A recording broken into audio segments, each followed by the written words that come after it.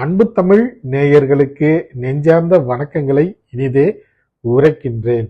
நான் உங்கள் மூவேந்திர பாண்டியன்.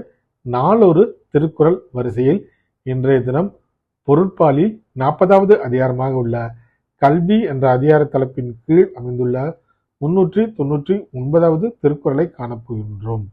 கல்வி என்பதற்கு கல்வியின் சிறப்புகள் என்ற பொருளில் இந்த அதிகாரத்தின் தலைப்பு அமையப்பெற்றுள்ளது. இப்பொழுது 399வது திருக்குறளை காண்போம். தான் இன்புறுவது உலகின்புறக் கண்டு காமுறுவர் கற்றறிந்தார். தான் இன்புறுவது உலகின்புறக் கண்டு காமுறுவர் கற்றறிந்தார். இக்குறளுக்கான பொருளினை இப்போது காண்போம். தான் மட்டுமல்லாது உலகத்தாரும் தாம் கற்ற கல்வியால் இன்புறுவதால் மேலும் மேலும் சிறந்த நூல்களை கற்க சான்றோர்கள் விரும்புவார்கள் என்பது இக்குறளுக்கான பொருளாகும்.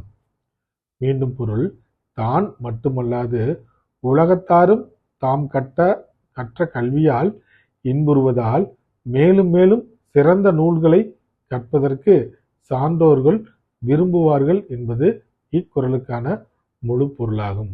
வள்ளுவரின் வழியினை பின்பற்றி நாமும் மிகச்சிறந்த நூல்களை தொடர்ந்து படித்து கொண்டே இருப்போம். வாழ்க தமிழ், வளர்க தமிழ்நாடு. நன்றி, வணக்கம்.